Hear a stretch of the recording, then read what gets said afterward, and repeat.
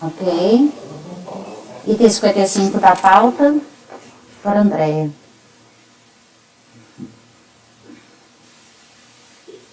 Item 55. O presente processo trata do auto de infração referente às contribuições da parte dos segurados empregados incidentes sobre os benefícios de alimentação.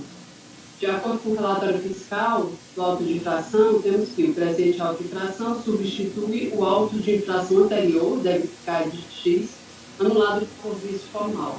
A empresa apresentou o recibo de adesão ao Programa de Alimentação do Trabalhador PAT para o ano de 99, mas não provou ter efetuado o recadastramento obrigatório no programa no ano de 2004. Diante da falta do recadastramento, a empresa estava fornecendo alimentação aos empregados em desacordo com a legislação previdenciária, fazendo com que as despesas com alimentação fossem consideradas como remuneração aos empregados, de acordo com o disposto no artigo 204, parágrafo 11º do Decreto 3.048. Os valores que serviram de base para o lançamento foram extraídos das contas que eu cito aqui, e aplicada a alíquota mínima referente à parte dos segurados. A fiscalização solicitou a apresentação de folhas de pagamento, recibos, notas fiscais e gastos com lanches e refeições, mas o contribuinte apresentou apenas as folhas de pagamento e notas fiscais, deixando de atender por completo, ficar nominalmente os beneficiários dos valores destas contas, o que resultou no lançamento do auto de infração tal. Diante da impossibilidade de mensuração do benefício individual dos trabalhadores para a aplicação da alíquota por faixa salarial, com base no artigo 33, parágrafo 3º da Lei 8.212, foi aplicado a alíquota de 8% sobre o valor levantado. Eu deixar prestar impugnação. Foi julgado o lançamento procedente pelo DRJ. No recurso voluntário, ele alega preliminarmente a decadência do direito de lançar, referente ao período de janeiro a abril de 2004, nulidade absoluta do lançamento por vício ao aplicar a alíquota indistinta de 8% sobre o salário de contribuição de todos os segurados, que a empresa fornecia alimentação aos seus segurados estava inscrita no PAT, que a jurisprudência acerca da matéria aceita que o fornecimento in natura de auxílio à alimentação ao trabalhador não é revertido de natureza salarial, independentemente da prescrição, da inscrição do empregador no PAT.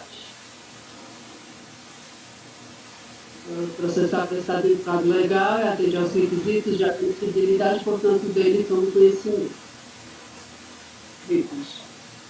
Nulidade do lançamento. A recorrente alega que permanece a nulidade do lançamento em virtude da aplicação indistinta da alíquota de 8% sobre o salário de contribuição de todos os segurados indistintamente considerados, apesar de a fiscalização ter em seu poder as folhas de pagamento e livros contábeis. Pois bem, conforme já relatado, o lançamento anterior foi anulado por incompatibilidade da alíquota aplicada, haja vista que não restou motivada a utilização da técnica de aferição indireta, principalmente pelo fato de o contribuinte ter respondido às intimações com as remunerações individuais dos empregados. Assim, não havia exposição dos motivos pelos quais deveria ser adotada a alíquota de 8%. Assim, após constatadas as irregularidades no lançamento, foi efetuado um novo lançamento substitutivo com a fundamentação legal para respaldar a aplicação da alíquota de 8%, distintamente para os segurados conforme a seguir transcrito. Aí eu transcrevo aqui, né, que torna-se impossível à auditoria fiscal mensurar o benefício individual a cada um dos trabalhadores para a aplicação da correspondências salariais em folhas de pagamento, onde não estão incluídos na base de salário de contribuição as despesas lanches e refeições, despesas de copa e refeições a empregar. Portanto, se a fiscalização solicitada as informações necessárias por meio dos competentes termos e o contribuinte tenha se omitido de identificar nominalmente os beneficiários dos valores indexados nas contas gastas com lanches e refeições, foi aplicada a alíquota de 8%. Dessa forma, corrigido o erro anterior, estando plenamente motivado o lançamento do orientamento, não há de se falar em nulidade, razão pela qual rejeita a preliminar suscitada. Decadência. Só um instante.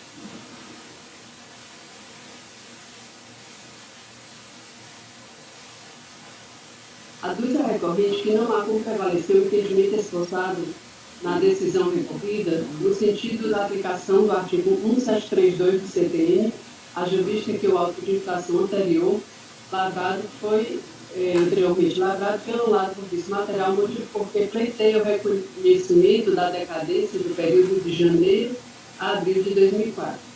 Analisando-se a decisão que anulou o lançamento anterior, constata-se que em nenhum momento foi definida a natureza do vício como formal.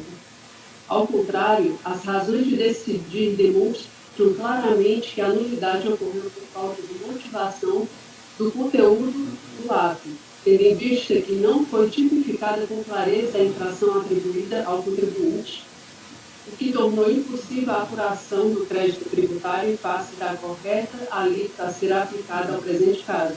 Não vejamos trechos do voto. Preliminarmente, observar a correta aplicação da legislação previdenciária, importante a incidência das alíquotas sobre o salário de contribuição das empregadas, conforme artigo 20, inciso 1, a linha A e B da lei 32. Percebe-se que para a correta aplicação da alíquota, há de se estabelecer a faixa salarial em que se encontram os segurados empregados, o que não constou dos autos para que se afirmasse que a aplicação de alíquota de 8% se estende indistintamente a todos os segurados empregados da autuada. De outro lado, verifica-se que não houve aferição direta da base de cálculo com o fundamento no artigo 33 para que seja da lei dos instrumentores, pois os valores foram obtidos diretamente da contabilidade da empresa, o que afasta a aplicação para todos os segurados de uma alíquota única, como constou do relatório fiscal. No presente caso, se constata nos autos que a fiscalização tenha solicitado as informações necessárias por meio dos competentes termos e o contribuinte tenha se omitido ou negado a demonstrar as remunerações individuais dos segurados empregados para que ensejasse a aplicação da alíquota indistintamente para todos os segurados. Nessas condições, a adoção da alíquota de 8% não se sustenta no lançamento, por estar ausente a exposição circunstanciada dos fatos que autorizariam a utilização da alíquota uniforme no cálculo da contribuição de todos os segurados empregados com fundamento no artigo 33.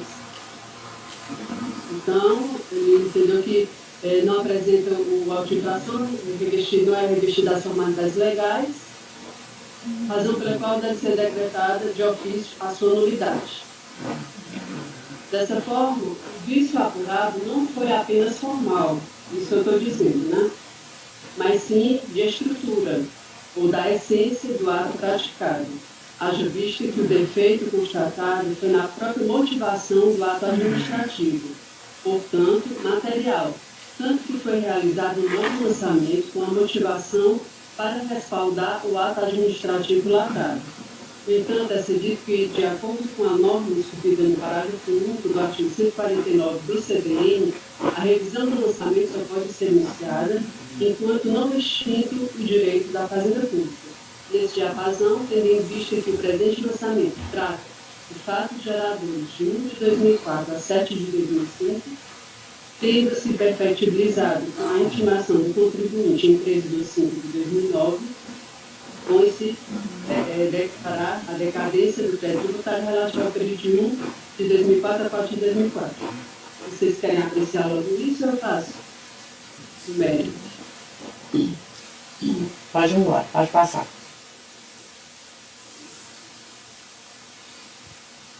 O mérito. Segundo a fiscalização do procedimento habitual da empresa no fornecimento de alimentação dos seus trabalhadores, há um descompasso com a legislação de regência, uma vez que esta deixou de se submeter aos ditames do CAT. Ao não efetuar o recadastramento a este programa, o que excluiria do campo de incidência o fornecimento de alimentação. Destaca-se que a motivação do lançamento foi o fato de a empresa recorrente não estar inscrita no Programa de Alimentação do Trabalhador PAT. Não há dúvidas de que o lançamento diz respeito à parcela da alimentação fornecida in natura pelo contribuinte. A recorrente esclarece que a empresa fornecia alimentação aos seus segurados estava inscrita no CAD.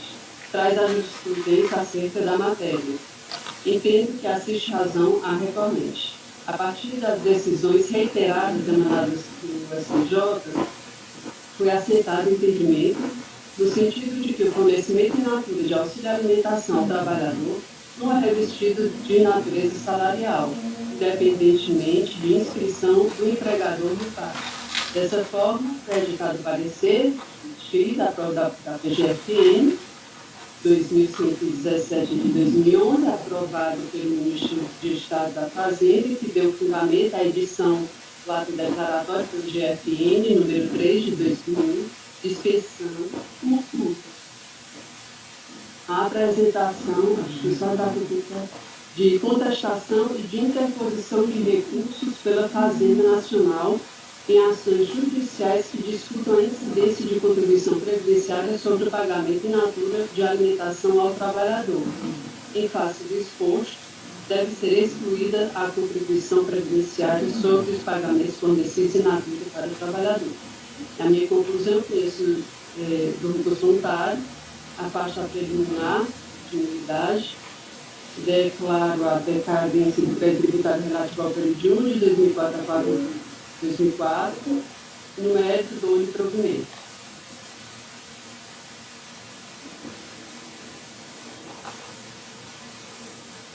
Podemos votar? Oi? Não, Cleberson? Sim, eu acompanho. Matheus? Acompanho, presidente. Pinheiro? Acompanho. Raide? Acompanho. Rodrigo? André? Acompanho. Eu também. Então, ano todo é dar provimento, né? Então, eu vou colocar, por unanimidade, dar provimento ao recurso voluntário. Ok? Pode deixar do jeito que está aí, mas a gente... O outro, 56. O outro é a mesma coisa, contribuição da empresa, parte empresa, certo? Não tem a parte da decadência. E o restado é o mesmo, é só parte, programa de alimentação do trabalhador, é só sobre isso mesmo. Todos os outros, só tem um que é de multa, eu acho que é o último. 57 é terceiros. Tudo é parte também. Então, segurado, patronal, ok. Pode continuar. O 58, 57 é terceiros e 58 é multa por apresentar GFIP com dados não correspondentes a todos os faturadores de contribuições previdenciárias, pois o contribuinte não havia informado o total de valores pagos a título de alimentação fornecida aos funcionários nas competências fiscalizadas. Mesmo resultado. Mesmo estado. Alguém tem alguma pergunta? Ou podemos já passar? Por que não tem decadência? Não é o mesmo lançamento? Não. Porque não tem decadência, porque eu acho que não teve um lançamento que foi feito novamente. Só assegurados que foi feito novamente, Cleber. Se você observar, uns são de 2008, só assegurados que é 2009. Porque ele considerou arbitramento, sendo que ele tinha o nome de todo mundo e os salários. Entendi. Aí esse aí pegou um período de decadência, os outros não. Os outros são de 2008.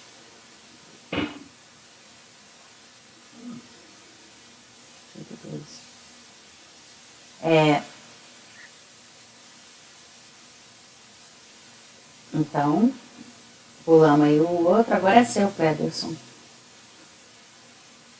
É o item...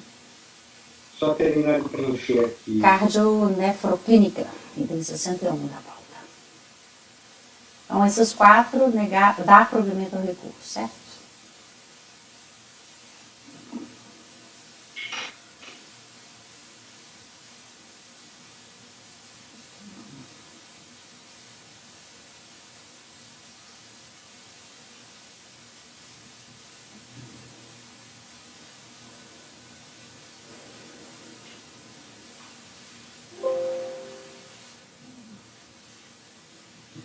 61.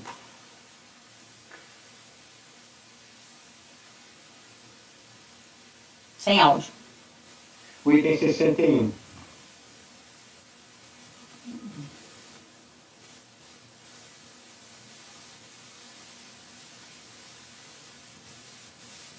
Uhum.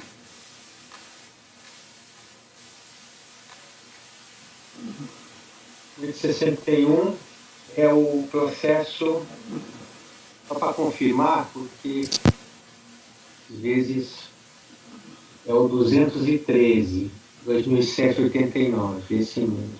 Uhum. Então, recorrente é Cádio Nefroclínica Delta, Sociedade Simples.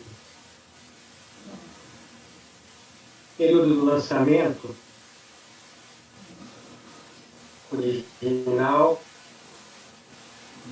janeiro de 2002 a abril de 2007. É uma notificação fiscal de lançamento de débito, NFLD, referente à exigência de contribuições sobre as remunerações pagas ou creditadas aos segurados empregados e contribuintes individuais, com base em recibos de pagamento e ou registros contábeis. O que é tributado diz respeito às contribuições não descontadas dos segurados empregados e contribuintes individuais, as contribuições previdenciárias patronais, devidas pela empresa, e as contribuições destinadas aos terceiros. Antes da decisão de primeira instância, o relator converteu o julgamento de diligência para a fiscalização prestar esclarecimento sobre alguns aspectos do lançamento, com a finalidade de propiciar a convicção necessária para apreciar a matéria. A diligência foi cumprida pela autoridade fiscal, que elaborou um relatório detalhado. E acompanhou esse relatório cópia de documentos juntados na ocasião dessa diligência na empresa. Eu cito sempre as folhas. Intimada do resultado da diligência, a autuada, a Nefroclínica, se manifestou.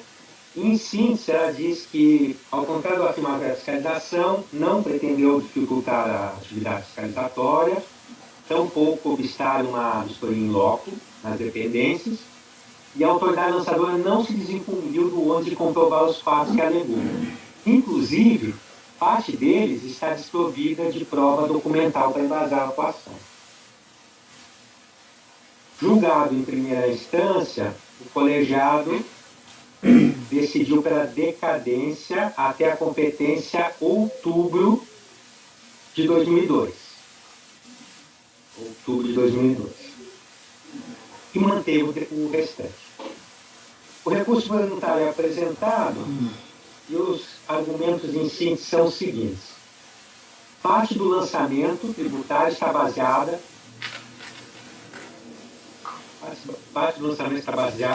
exclusivamente nas palavras do agente fiscal, ausente de suporte e documentação. Existe nulidade da decisão de primeira instância em 3 situações, por 3 motivos. Falta de reunião de todos os autos de infração e notificação lavrados contra a empresa no procedimento fiscal, decorrentes dos mesmos fatos, para que fosse providenciado o julgamento em conjunto. Ausência de intimação do procurador do impugnante da data, local e hora de julgamento, em primeira instância, e também alega-se a nulidade da decisão de primeira instância pela falta de manifestação sobre o pedido de perícia contábil, que foi formulado na petição de impugnação. Continua o recurso voluntário, afirmando que a exigência fiscal está invadida de nulidade formal, considerada a falta de clareza na motivação do lançamento, assim como a utilização de capitulação genérica para imputar a infração tributária à empresa, disto resultando do cessamento de defesa. Os valores pagos para a qualificação dos segurados empregados na mesma atividade fim da empresa, a título de auxílio educação e formação profissional, não constituem base de cálculo da tributação previdenciária. E, por fim, é cabível a redução da multa e dos juros por força da Lei 11.941, de 2009. A retroatividade benigna, mais favorável ao contribuinte. Então, eu passo a análise uma vez satisfeitos os requisitos, e nós temos como visto questões preliminares. Falta de documentação comprobatória. Bem, aqui a empresa recorrente, ela alega que uma parte do lançamento está baseada exclusivamente nas palavras do agente. Destituído, então, essa parte do lançamento de qualquer documento para comprovar a infração tributária. Acrescenta que a autoridade tributária admitiu expressamente a falta de suporte documental quando do relatório da diligência. Nessa linha de raciocínio, alega vício insanável na Constituição do Crédito Tributário. Para delimitar esse problema, o que fez o recurso voluntário? Ele discrimina o conjunto de lançamentos a ser excluído.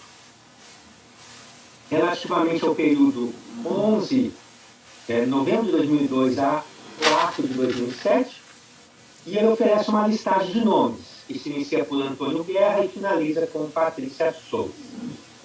Essa listagem, eu não citei aqui as páginas, mas estão nas páginas citadas anteriormente relativas ao recurso voluntário. Então, eu analiso esse ponto. Ao encerrar os trabalhos de fiscalização, a autoridade responsável apontou repetidas falhas na escrituração contábil da empresa, incluindo a falta de lançamentos contábeis ao longo dos meses investigados.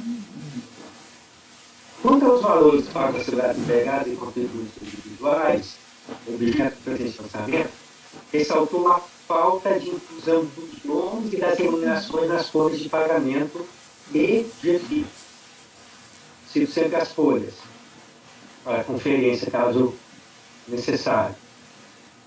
Os pagamentos foram identificados por meio de recibos e cópias de cheques. Alguns valores puderam ser confirmados na contabilidade, embora em contas impróprias para identificar a natureza das despesas. Em outros casos, porém, a fiscalização diz que nem mesmo restou localizar o lançamento da despesa na escrituração contábil, configurando o denominado pagamento por fora, que se efetiva a margem de registro da despesa na contabilidade da pessoa jurídica. No primeiro momento, a autoridade fiscal deixou de carregar aos autos cópias de recibos de pagamento, cheques ou folhas do livro razão para documentar as infrações verificadas no procedimento. No retorno para efetivar a diligência requisitada em primeira instância, foi então que a autoridade fiscal providenciou a instrução do processo, mediante extração de cópias de documentos. Porém, declarou que não teve acesso a todos os recibos de pagamento antes de devolvidos ao escritório de contabilidade ligado à empresa, após a conferência física que realizou no curso da fiscalização. Para melhor avaliação desses fatos, eu estou reproduzindo as próprias palavras da autoridade fiscal no relatório de Bistenta, que ela explica o que ocorreu. Basicamente, ela diz que na fiscalização ela analisou todas as documentações, inclusive verificou esses recibos que não estavam na contabilidade, apenas a prova estava apenas no recibo, fez o registro no lançamento, mas não tirou cópia dos recibos. Quando voltou na diligência, para tirar a cópia, o escritório responsável pelo assessoramento diz: olha, só tem essa documentação, esses outros que você diz, eu não tenho. Se houve falta de transparência e boa-fé na relação estabelecida entre fazenda pública e passivo, como dá a entender o recurso voluntário, minha percepção aponta para a conduta da empresa. Não é crível que a autoridade fiscal tenha imaginado nomes, datas, valores pagos e serviços prestados pelas pessoas físicas com o propósito de impor exigência de crédito tributário fictício à empresa. Em relação a alguns valores lançados, os autos não estão excluídos com as denominadas provas diretas da prestação de serviço, tendo em conta o extravio, entre aspas, dos recibos de pagamento, inicialmente exibidos, no caso, para a autoridade fiscal. Não há óbice a conjugação com provas indiretas para o lançamento tributário, notadamente quando dotado de seriedade e convergência para confirmar a existência do fato gerador. Assemelha-se o recibo de pagamento a uma prova imediata da prestação de serviço, que é capaz de atestar a obrigação em período de valor indicados. Todavia, outros documentos são válidos para servir como base para reduzir os fatos atribuídos à empresa, mesmo que diretamente. Então, a fim de ilustrar esse raciocínio, eu coloco alguns exemplos, seguindo a ordem dos nomes especificados no recurso voluntário. Então, para aqueles nomes listados e competências que não têm uma prova direta, eu cito aqui outros elementos indiretos que me geram a convicção de que o fato gerador, a base de cálculo reportado, indicado pelo fiscal, ele corresponde a uma realidade da fiscalização, vista na fiscalização. Não é fruto de uma invenção do fiscal. No caso, para o contribuinte individual Antônio Guerra, fazem parte dos autos cópias de recibos de prestação de serviço na área médica, entre julho e outubro de 2012, o que demonstra a existência de vínculo laboral da pessoa física com a empresa recorrente no período da ação fiscal. Na condição de autônomo, com emissão de nota fiscal avulsa, Alberto Esquerdo, Lindade, prestou serviço de eletricista, a pessoa jurídica. Quanto a Nilton Medeiros, ele conduzia serviço, sendo possível confirmado através do histórico de pagamento na contabilidade. De modo semelhante, os serviços contábeis são para tentar pagamento, em diversos meses, a Anjo Augusto Chiatone, pela prestação de serviço de advocacia. Como se observa os parágrafos precedentes, a atual princípio da fiscalização para a demonstração dos fatos jurídicos, como um todo, não se limita às anotações ou aos estudos do agente fiscal, porquanto estribado em suporte documental. O conjunto probatório carregado nos autos pela autoridade tributária é, portanto, hábil para gerar convicção a respeito da prestação de serviços remunerados pelas pessoas físicas. Em vista disso, a notificação de lançamento está instruída com os elementos de prova suficiente para a comprovação dos ilícitos, transferindo o outro probatório para a empresa, que vai ser analisado no exame do mérito. A recorrente reclama que não teria como se defender do lançamento fiscal. Não é verdade, já que a estipulação mantida pelo direito passivo com observância das disposições legais tem o poder de fazer prova a favor dos fatos nela registrados, desde que comprovados por documentos hábeis segundo a natureza, é o que diz o regulamento do fato. Contudo, no presente caso, os livros contábeis recorrentes são dotados de irregularidades, que comprometem a sua utilização como prova eficaz do movimento real da remuneração dos segurados, que lhe prestaram serviço no período fiscalizado. Eventual dificuldade da empresa na produção probatória não é fruto da estrutura do lançamento, mas sim da credibilidade da sua estruturação, para refutar os fatos geradores descritos pela fiscalização. Então, em síntese, nesse tópico, não procede o argumento de carência probatória para estipar uma parte do lançamento. Para todos os valores lançados, recai sobre a empresa autuada o ônus probatório e lhe é conferida uma ampla faculdade para desconstituir os fatos que lhe são imputados. Na sequência, eu analiso a invalidade formal do lançamento, que é basicamente que a recorrente do ato administrativo ele teria uma deficiência na motivação e uma facturação legal genérica. O lançamento não contém elementos para determinar com segurança a natureza da infração tributária, nem mesmo o fundamento legal. Eu trago, são algumas páginas, e eu trago um resumo dessa alegação que eu escrevo aqui, que foi retirado das folhas 441 do recurso voluntário. Aqui também, tendo não é de razão, é suficientemente cognoscível a motivação do lançamento, com identificação das situações fáticas vinculadas ao pagamento realizado para segurados empregados e contribuintes individuais pela prestação de serviço remunerado, com base em recibos e história contábil. Os valores apurados foram considerados como integrantes da remuneração do trabalhador. O denominado relatório de lançamento, com os esclarecimentos adicionais do relatório da diligência fiscal, permite a compreensão de todos os fatos motivadores do lançamento de ofício. Os dispositivos legais que sustentam a exigência do crédito, esse que é tributário entendido como principal juros e multa, estão detalhados no relatório de fundamentos legais, que constitui um anexo na notificação. Para qualquer lançamento, com nome de vigor concreta, é imprescindível conjugar a descrição dos fatos, que é feita pela fiscalização, com os dispositivos da legislação tributária. A falta de uma individualização da fundamentação legal no próprio texto do relatório não implica sistema de defesa, quando ocorre a identificação dos fatos geradores do lançamento e, em um relatório separado, o detalhamento da legislação aplicável a esses fatos. No caso do exame, procedeu-se a indicação dos dispositivos, segundo o momento atuante do fato gerador, assim como a especificação da matéria tributária. tendo então garantido o exercício de defesa. Não se cogita, portanto, de nulidade quando o ato administrativo encontra-se revestido dos requisitos exigidos para o lançamento. Quanto à nulidade da decisão de primeira instância, não há que se falar de nulidade pela negativa de apreciação conjunta dos processos, formalizados em nome do sujeito passivo no mesmo procedimento fiscal, na mesma fiscalização. Durante a sessão fiscal foram lavados diversos autos de infração e notificações. Nós temos aqui o termo de encerramento do procedimento, folha 5960, que pode ser visto esse fato. E a Constituição do crédito tributário não tem fundamento em um único fato, um fato idêntico para todos, e nem nos mesmos elementos de prova. De sorte que a reunião dos processos administrativos como um todo não é indispensável à concluência decisória. Em contrapartida, seria recomendável a análise conjunta daqueles autos, notificações, documentos que tivessem uma conexão.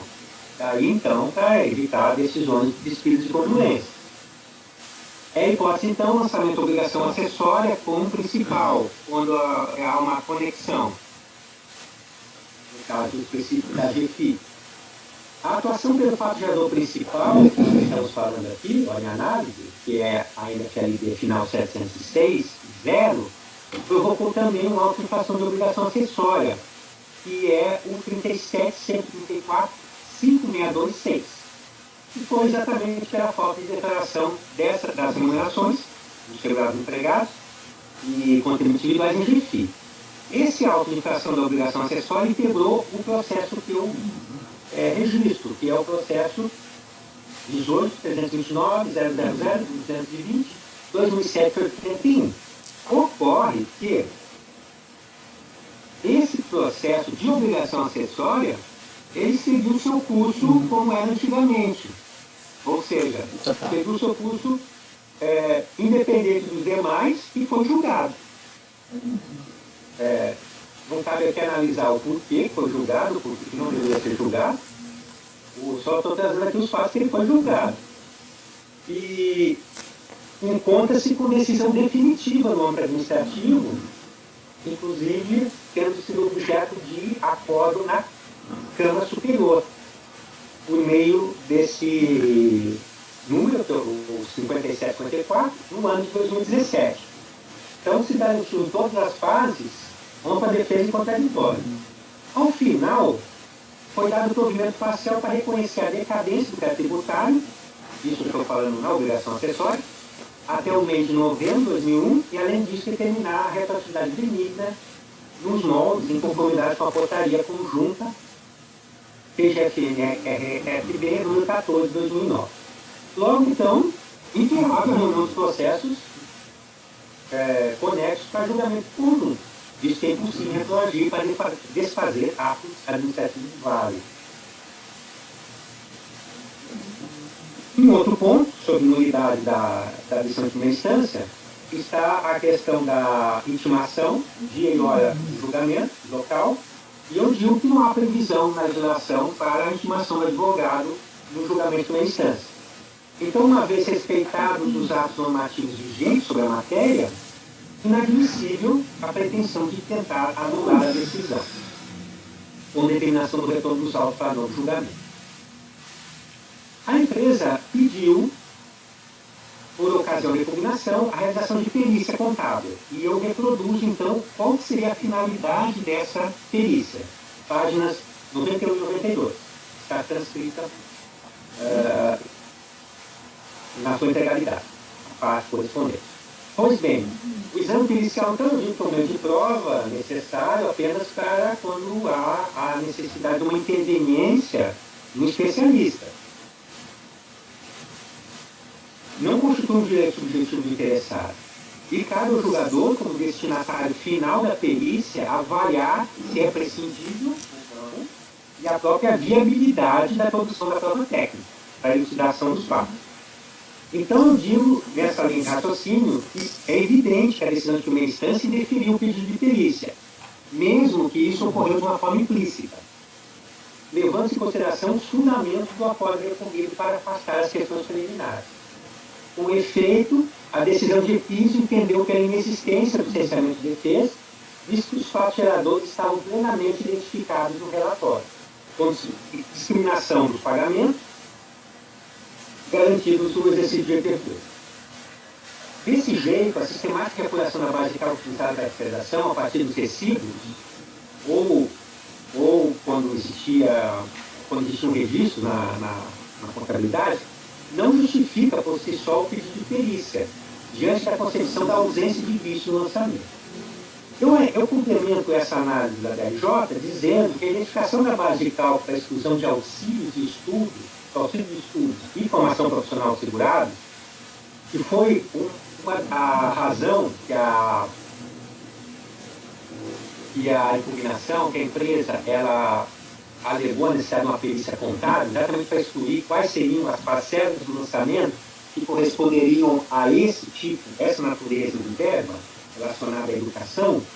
Eu digo que essa tarefa de exclusão é matéria que precisa de perícia. Por quê? Para fim de demarcar a parte do lançamento a esse título, é bastante, ao menos eu consigo fazer isso, a partir do confronto do relatório de lançamento e do relatório de vigilância fiscal, de onde se extrai o nome dos trabalhadores, os valores, as competências a que se refere o crédito. E depois a se realizar operações aritméticas, simples operações aritméticas de adição ou subtração. Pode não ser um trabalho trivial no sentido do tempo, mas não é necessário perícia. Desse modo, então, estou refutando e rejeitando todas as preliminares. No mérito, nesse caso aqui, o assunto é menos extenso, porque em relação aos contribuintes individuais autônomos não há contestação. A contestação que é feita no mérito é em relação aos valores pagos a funcionários, no caso seriam considerados empregados, como auxílio para cursos e auxílio escolar. Diz então a empresa que isso não pode ser enquadrado como parcela remuneratória, o não retribui trabalho efetivo nem complementar do salário. Configura um investimento na qualificação profissional do trabalhador, caracterizando verba empregada para o trabalho e não pelo trabalho. Pois bem, aí aqui eu faço aquele raciocínio que o Dr. Raio já comentou um pouco mais cedo. Tivemos a oportunidade também na reunião passada. E os valores relativos a curso e qualificação profissionais, eles não integram a base de cálculo quando destituídos de finalidade de substituição da parcela salarial e desse disponível a todos os empregados. Trago, então, a redação da linha P do parágrafo 9º do artigo 28, da Lei 8.212, a época dos fatos geradores, e destaco que a autoridade fiscal consignou que o auxílio financeiro não foi ofertado a todos os empregados, sim para poucos, em contrariedade à redação da lei vigente à época. Aí é sucinta a fiscalização, mas eu entendo suficiente para motivar o lançamento. Folha 53, que eu transcrevo na íntegra o item. No contencioso administrativo, entendo que a recorrente não desfez a premissa do agente lançador, comprovando que todos os segurados empregados diligentes tinham acesso ao benefício, ou disponível a setores específicos, poderia ser também, que nós já discutimos, né? Segundo a natureza e finalidade do estudo. Em relação aos dispêndios com a educação, eu acrescento que a Lei 12.513 alterou a redação dessa linha P para deixar de exigir o cumprimento de requisitos de extensão do benefício à totalidade dos funcionários, e também fez outras alterações. Não obstante, eu digo que a alteração legislativa não teve caráter interpretativo, tampouco dispõe sobre a aplicação de penalidade. Em consequência, seus efeitos são prospectivos para o futuro, nos termos do artigo 144 do CTN. Também me remeto à legislação trabalhista, que diz que não considera salário a utilidade conseguida pelo empregador com educação. Artigo 458, parágrafo 2º, inciso 2 da CLT. Acontece que a força normativa está restrita à esfera trabalhista, conforme expressamente previsto no parágrafo 2º, que diz, para efeitos previstos nesse artigo, então, não são consideradas utilidades a educação. Quando o legislador pretendeu também excluir a utilidade recebida pelo empregado da base de cálculo, deixou a determinação explícita no próprio texto da lei trabalhista. Então, eu trago aqui um exemplo para ilustrar isso. Se não vejamos, o parágrafo 5º, que foi acrescentado mais recentemente, eu acredito que é de 2017, porque no mesmo, quando alterou a parte de assistência médica, né? Ele diz, então, que a assistência médica que trata lá no parágrafo 5, como não integrante do salário, essa exclusão, ela não entrega o salário do empregado para qualquer efeito, nem o salário de contribuição, e remete ou faz alusão expressamente à linha Q do parágrafo 9 do artigo 28. Digo também que, como ressalvado, o lançamento pré-tributário por anexo da obrigação acessória, ele tem decisão definitiva, que é a GFIP, né? Assim, com relação aos fatos geradores do presente lançamento, inclusive parcelas do auxílio de educação, restou mantida a penalidade pela falta de inclusão dos dados da GFIP. A empresa não contestou naquele processo o mérito, mas se limitou a decadência e postular a redução da penalidade, para a atividade benigna, realização pertinente. E aí teve a decisão, né, e inclusive localizei que a empresa questionou aquele auto de infração no judiciário, trago o número do processo na nota de rodapé, na primeira vara federal da Justiça Federal lá da cidade de Santana do Livramento, no Rio Grande do Sul, e foi mantida a decisão da Justiça foi mantida no mesmo sentido da decisão administrativa. Então, por tudo isso também, eu vejo que um eventual provimento aqui mostraria uma incoerência com a própria decisão administrativa e judicial,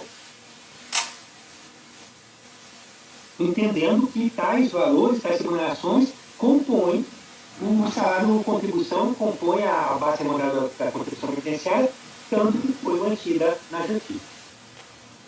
No derradeiro, em relação à retroatividade benigna, eu cito a súmula caso 119, portaria conjunta 14, já mencionada, e digo que deve ser feito o confronto para ver qual que é a multa mais favorável ao contribuinte.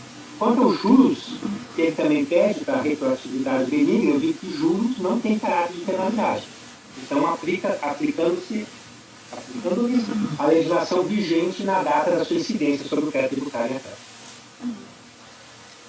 Então, eu rejeito as preliminares e no mérito dou parcial provimento para determinar apenas o cálculo da multa segundo a portaria conjunta da PGFN e FB. Se mais benéfico o sujeito passivo. Já digo isso, né, doutor Raíssa, para que a unidade preparadora não embargue nessa ideia diferente, né? Uhum. Para mim, tá ótimo. Alguém tem alguma pergunta? Não? Então votamos. Podem ligar os microfones. Matheus. De acordo, presidente. Pinheiro. Acompanho. Raide. Rodrigo. Acompanho. André. Acompanho. André. Acompanho. Vamos por unanimidade de votos, rejeitar as preliminares no mérito da promulgação recurso para determinar o cálculo da multa conforme portaria 14. Sim, mais benéfico ao sujeito passivo. O 62. É diferente? Oi.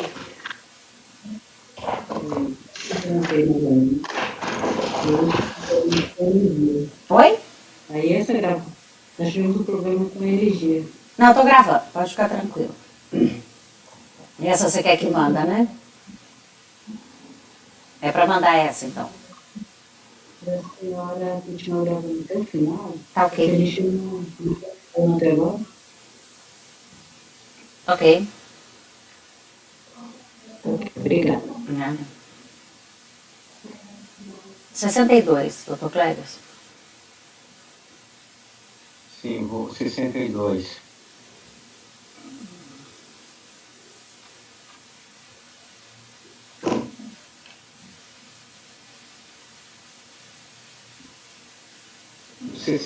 O 62 é o item 217, né? Uhum. É o item 17, final 217 do isso. Então, o 62, ele é da mesma fiscalização e se refere a uma NFLB do período de janeiro de 1997 a abril de 2007, relativa a contribuições previdenciais incidentes sobre a retirada de prolabore pelo sócio administrador da empresa.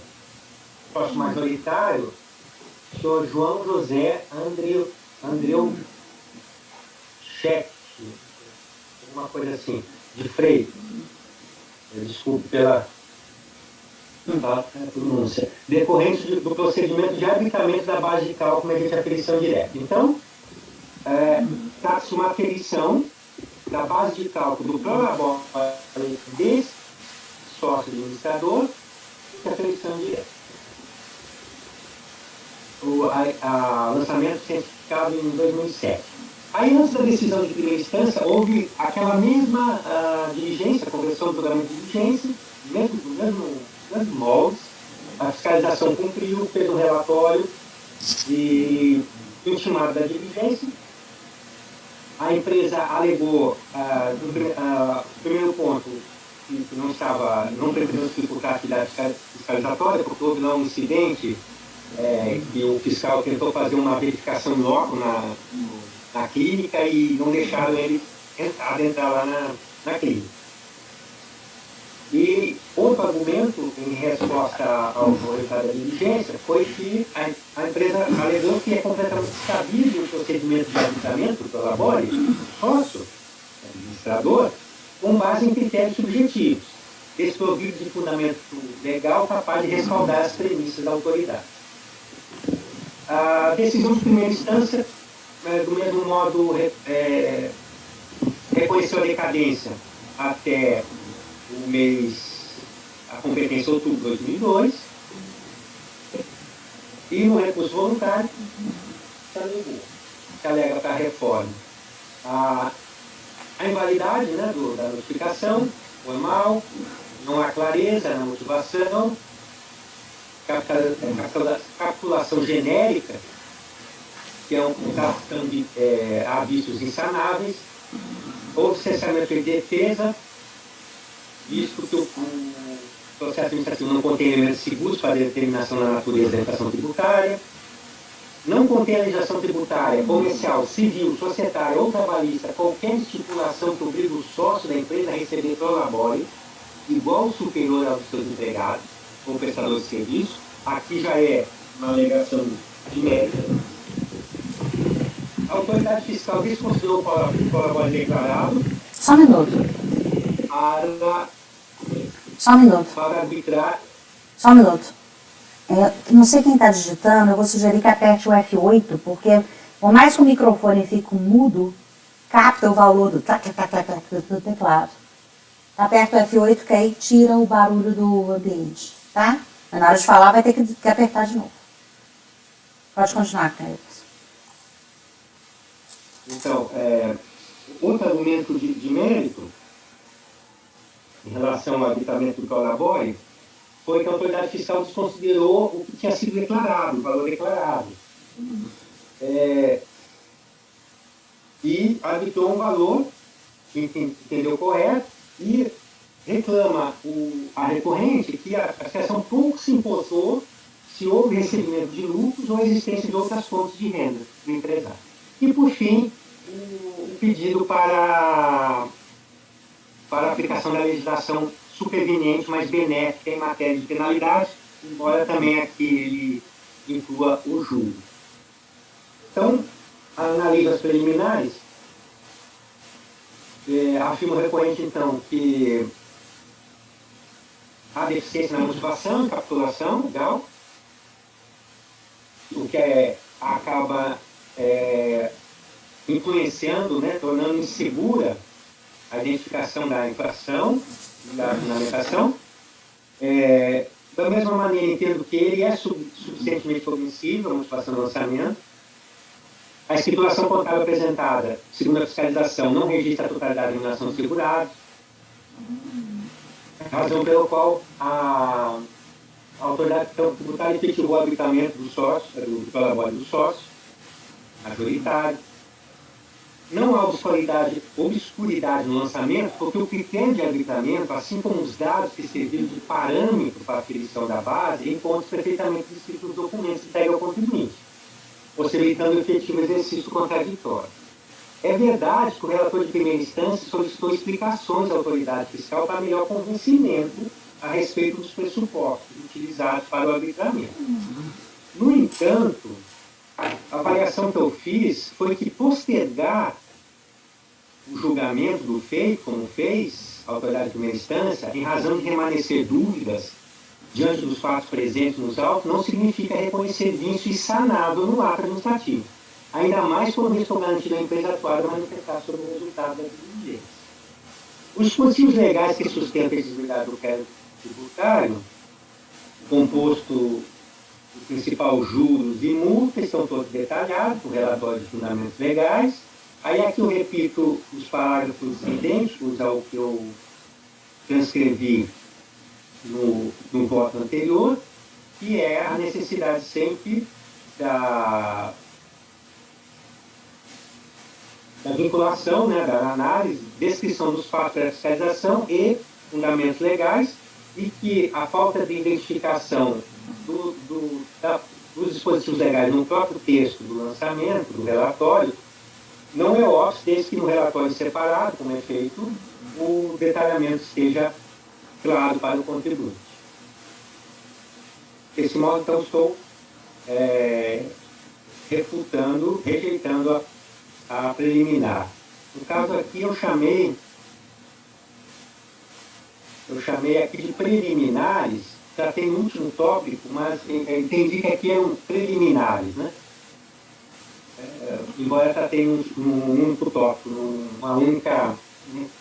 único texto desenvolvendo algo único, mas seriam preliminares arguidas pelo contribuinte, pela recorrente. No mérito,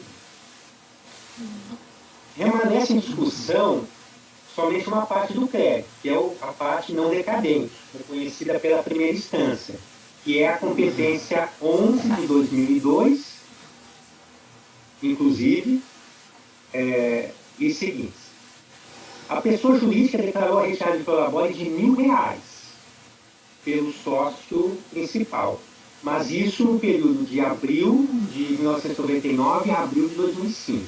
Nas demais competências, seja aquelas que já foram decadentes ou as posteriores, não decadentes, a esse período, não houve informação de prolabore. O crédito tributário resulta de habilitamento da base de cálculo. E os fundamentos do habilitamento, eu transcrevo eles segundo as palavras da fiscalização. São vários parágrafos, por toda uma complementação também resultado da diligência. Então, a fundamentação desse habilitamento, dessa aferição, está baseada no artigo 33 da Lei do Constituidor. Quando avaliados em conjunto, os fatos apontados pela autoridade fiscal são graves e contundentes a ponto de justificar o lançamento de contribuições previdenciárias e a aplicação de multas pelo descumprimento de obrigações acessórias, formalizadas no mesmo procedimento fiscal. Na fiscalização, a autoridade responsável identificou a falta de registro empregado, o pagamento de salário por fora, sem respectivos lançamentos contábeis e despesas não escrituradas ou lançadas em títulos impróprios da contabilidade. Então, tanto não escrituradas como escrituradas, porém em títulos impróprios. Relativamente à prestação de serviços por parte de segurados empregados e contribuintes individuais. Particularmente, no que tange aos pagamentos destinados ao sócio administrador, que em vários documentos se refere ao doutor Freitas, sócio majoritário, A fiscalização verificou a emissão de cheques sem lançamento de imposto de despesas. Posteriormente, o agente lançador carregou aos autos cópias de alguns desses documentos, já que no primeiro momento, como nós vimos no primeiro processo, ele não tinha juntado cópias, e esses documentos evidenciam a prestação de serviço à empresa da qual é sócio, atuando como médico ao atendimento de pacientes condenados ao SUS. Então, ele administra a empresa, mas ele também presta serviço para a empresa nessa relação com o SUS. Segundo o relato fiscal, não é admissível que muitos trabalhadores da empresa recebam salários superiores ao prolabore declarado para o sócio, que exerce a função de diretor da sociedade. Afirma o fiscal que é natural que o empregador ganhe mais do que seus empregados. Nesse ponto, o fiscal questiona uma retirada de R$ 1.000 quando trabalhadores empregados ganhavam mais, alguns ganhavam mais na empresa. Tais premissas, eu entendi, no entanto, essas premissas, eu entendi que elas não constituem o fundamento principal utilizado pelo arbitramento. Eu entendi que o fiscal não está arbitrando porque o sócio ganhava, não era admissível, o sócio ganhava, retirar para agora um valor menor do que alguns empregados. Entendi que o uso do arbitramento da autoridade tributária decorreu de fundadas dúvidas a respeito da veracidade dos valores mensais de prolabore declarado pela empresa. A pessoa jurídica deixou de exibir documentos e não prestou todos os esclarecimentos solicitados pela secreção, disponibilizando uma escritura contábil, situação contábil viciada, a qual não é dotada de credibilidade para atestar a remuneração efetiva pelo trabalho. A toda evidência, as dezenas de erros e omissões verificadas nos registros da contabilidade, digo isso, o que foi apontado pela fiscalização e não é refutado, isso de maneira fundamentada por documentos, pela parte, entendo que é incontroverso. Então, essa situação compromete, esses erros e omissões comprometem o valor probatório do concurso. Ao não dispor de meios para apuração direta da base originária do prolabore, resultou na impossibilidade de falsificação do fato jurídico, a partir dos documentos e livros, ficando, então, autorizado o arbitramento. O parâmetro de comparação com o valor da remuneração dos segurados empregados e demais colaboradores, ele foi utilizado como instrumento para aferição indireta da base. A propósito, os nomes dos segurados e as remunerações que o agente fiscal adotou como referência estão devidamente detalhados no processo administrativo, cujos dados revelam-se congruentes com a finalidade pretendida de estimar a remuneração mensal do sócio. E isso transfere à empresa o ônus probatório na exata dicção da lei. O ônus probatório do contrário, na exata dicção da lei. Para o lançamento do ofício que integra o processo, a possibilidade de distribuição de lucros aos sócios, seja como antecipação mensal, trimestral, na proporção do capital, conforme previsto em contrato, assim como a existência de fontes adicionais de rendimentos da pessoa física, não tem importância que o recurso voluntário quer atribuir. Isso porque, em nenhum momento, a recorrente teve iniciativa de produzir prova a respeito da natureza dos pagamentos destinados aos sofreiros, com base no estoque das cópias de cheques, para demonstrar que não decorre do trabalho na empresa da qual é sócio. A partir da competência julho de 2000, para fins de aferição, a fiscalização vinculou ao prolabore a remuneração feita por uma outra sócia, que era também médica, que, no caso, recebia através de pessoa jurídica. Isso foi motivo de uma outra automutação também nesse processo. A semelhança da prestação de serviço pelos dois sócios, critério apontado pela autoridade fiscal, para então utilizar como parâmetro para a aferição, ela não restou contraditada no recurso e mediante provas hábeis e idôneas, evidentemente, não só com palavras. Ao deixar de apontar indícios em contrário, os valores estimados pela fiscalização, que pode, na unidade, corresponder aos fatos. Então, em resumo, entendo que o conjunto relatório dos autos é suficiente para justificar o lançamento nos termos que foi feito. Por fim, pedido de redução da multa é a comparação com a portaria conjunta 14. De modo que o resultado desse processo é o mesmo do anterior, ou seja, rejeita as preliminares e um método ou provimento parcial para determinar o cálculo da multa em conformidade com a portaria conjunta número 14 de 2009, se mais benéfico para o direito passivo. Ok. Alguma pergunta? Se não, votamos. Matheus. Estou de acordo, presidente. Pinheiro. Acompanhe. Oi. Acompanhe. Às vezes dá um delay. Eu vejo vocês falando, faço leitura labial, mas o áudio só vem depois. Então, por unanimidade de votos, o mesmo resultado. Registrados preliminares, provimento parcial para aplicar a portaria. 63. O 63 é mais simples, ao menos nesse momento, Ufa. porque eu estou propondo uma conversão em diligência. Por que motivo? Vou explicar. Então, trata-se de um lançamento da mesma fiscalização.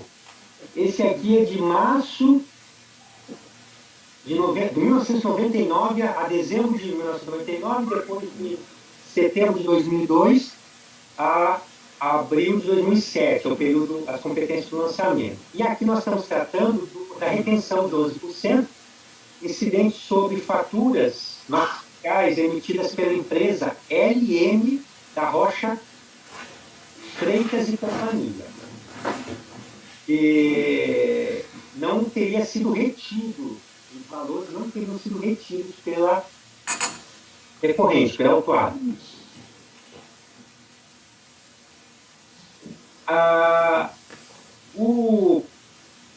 As razões do recurso voluntário são as seguintes. A recorrente, caso proclínica, alega nulidade da decisão de primeira instância, pela ausência da prestação de pedido de conexão entre os processos, né, que é uma questão está levantada na primeira análise que eu fiz.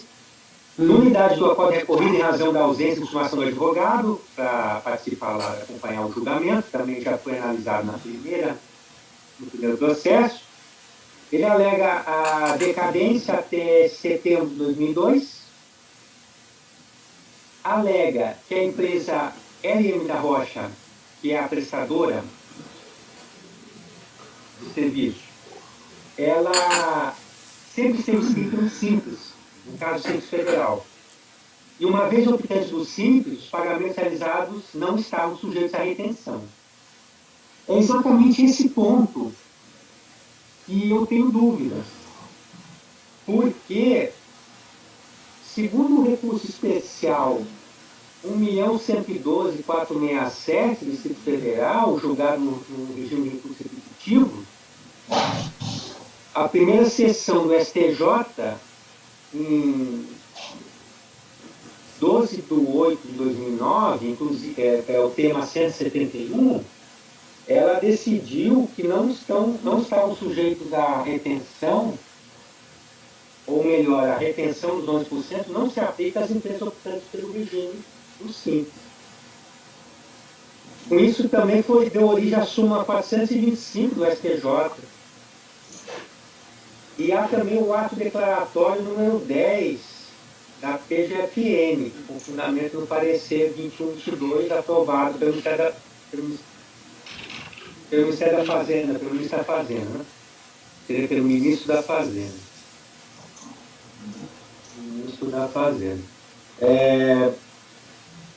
E não há aqui, eu não localizei um documento, um seguro para dizer se essa empresa, um extrato, dizendo que essa empresa, a LM da Rocha, ela é optante do Simples, do período, e que período é optante. Então, estou propondo aqui converter o julgamento em diligência para que a unidade local da Receita providencie a anexação dos autos no extrato detalhado da consulta aos optantes ao Simples Federal.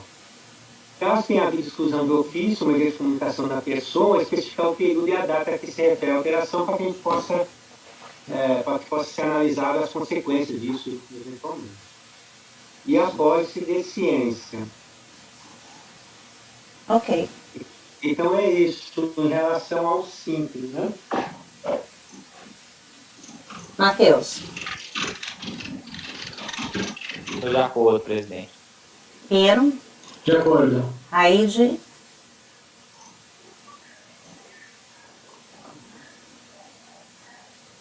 Raide. De acordo. De acordo comigo. Rodrigo. Andréia. André. Relator.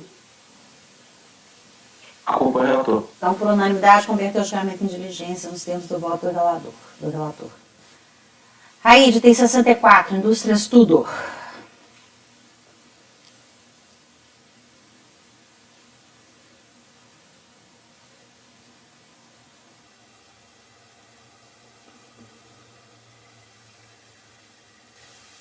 Fazer um intervalo, doutor Miro? Você quer antes? Rapidinho. Vamos, então. 5 minutinhos de intervalo.